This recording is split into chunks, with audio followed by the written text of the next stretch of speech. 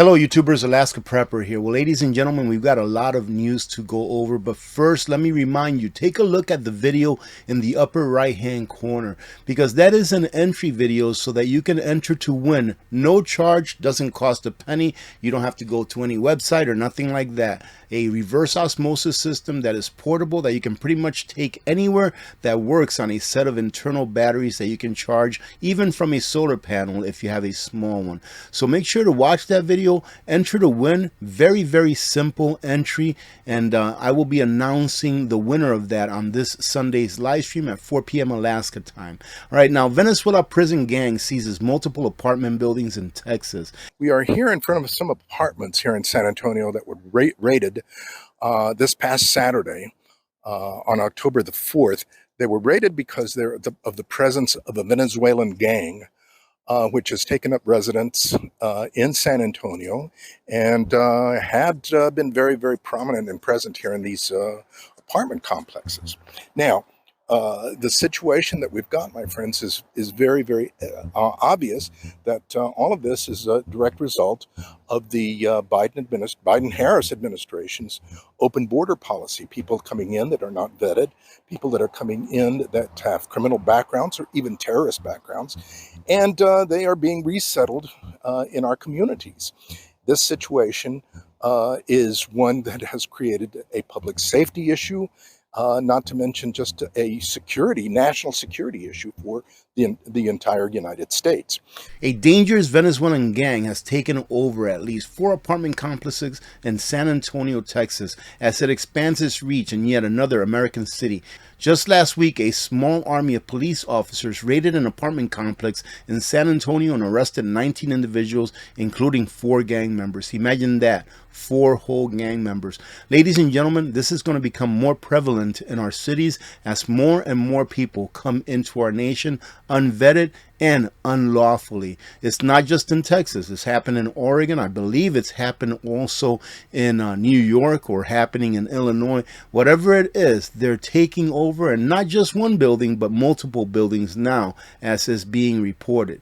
Law enforcement sources confirm that these gangs have been there for 5 to 6 months, squatting in empty units they either rented out to other people that are here unlawfully, or use it as a base for horrific actions such as dealing drugs or human trafficking.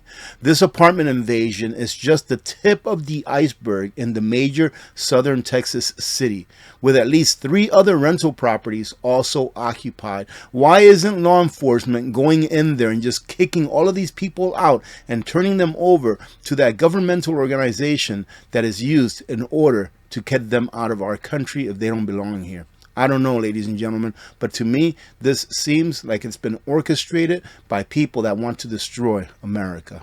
Since 2022, over 42,000 people that are not here lawfully went ahead and poured into a sanctuary city, Denver, Colorado. In 2024, they made their way to neighboring town Aurora and took over apartment buildings, terrorized residents with firearms and theft and drug dealing. Is this the environment, ladies and gentlemen, that you want to leave to your children?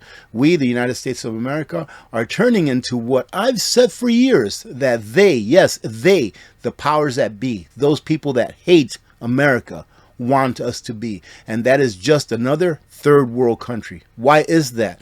Take a look at all of these third world countries around the world. What is one thing that they have in common is that their governments have total control over the people. Take a look at this chart, and this chart right here tells you everything that you need to know as to why it is that we're having these problems in Sanctuary City, and that we're having these problems with lawlessness. Because this chart indicates that the number of people that have entered this country unlawfully in the last 3 to 4 years is more than has ever been recorded in the history of them tracking this. And ladies and gentlemen, everyone's talking about it, the BRICS meeting that's coming up between the 22nd and the 24th of October. What I have to say about that is this: you need to continue to get prepared. No matter what happens, continue to get prepared.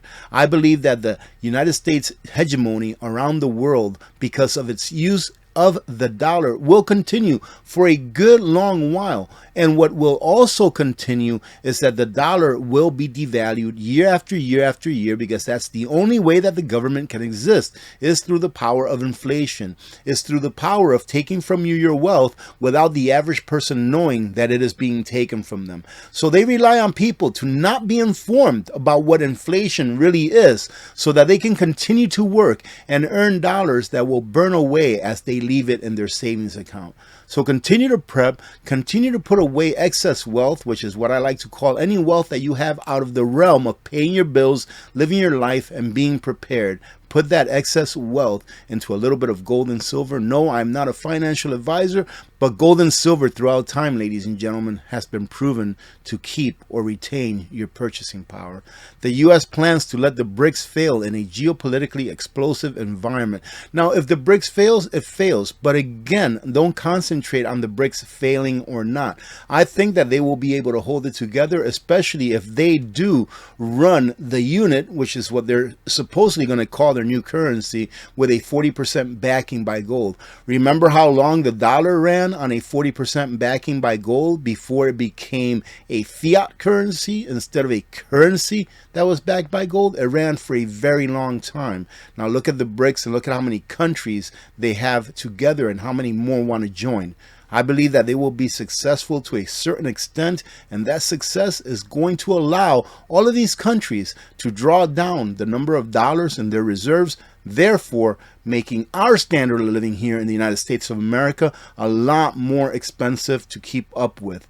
As I've stated for the last several years, ladies and gentlemen, the powers that be, yes, they, the people that hate America, want a couple of things for the United States of America. And that is for our standard of living to be reduced dramatically and for us to turn into a third world country. Why is that? What do all third world countries, if not most, have in common? They have a government that controls them 100%. Let me take a quick minute before we finish off, ladies and gentlemen, and remind you that I am affiliated with Jase Medical and Contingency Medical, and both of those companies specialize in providing you with emergency medications to include antibiotics and, in some cases, prescription medications that you may need for a chronic illness, so that you can stock up for up to a year's supply in case something happens where you cannot get a hold of it. A looming disaster, prescription drug shortages possible as pharmacies close across the U.S. Eventually, there will come a day where you will need a medication and it will not be available. I've been seeing it on a lot of videos from people that are going through the disaster of Helene, and I believe it's Milton as well, but mostly Helene, where they're trying to get antibiotics or just simple medications for their loved ones and they can't get it because of whatever reason. Well, I was thinking when I was watching those videos, man, if they only had their own personalized package from Jase Medical or Contingency Medical, they wouldn't have to be going through this stuff. They could be expending their energies elsewhere. Well, with both of these companies that I've been affiliated with for a while, you can get what you need, get it now, put it away, store it in a nice temperature controlled room, and have it when you need it. Now, make sure that if you decide to get yourselves a set of any kind of prescription medications, ladies and gentlemen, go ahead and use the discount codes that I provide below so that you can save a few bucks. Now, let's have a little fun and finish it off with a talk about beer. This graphic right here shows beer prices have increased most across NFL teams between 2013 and 2023. So what is the difference in the beer prices over a 10-year span? Take a look at this. For those of you that think that inflation does not exist, well, it definitely exists in beer. In 2013, the price $4.36, $10.56. I believe these guys are the Panthers. Don't quote me, I don't really follow sports.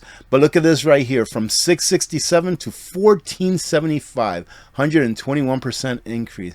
And as you can see over here, about half of these were over 100% increase in price. And the lowest was, oh my goodness, ladies and gentlemen, Arizona, 54% increase in price. On average, 25% increase in price over the entire NFL. But these here are the winners of inflation and the cost of beer.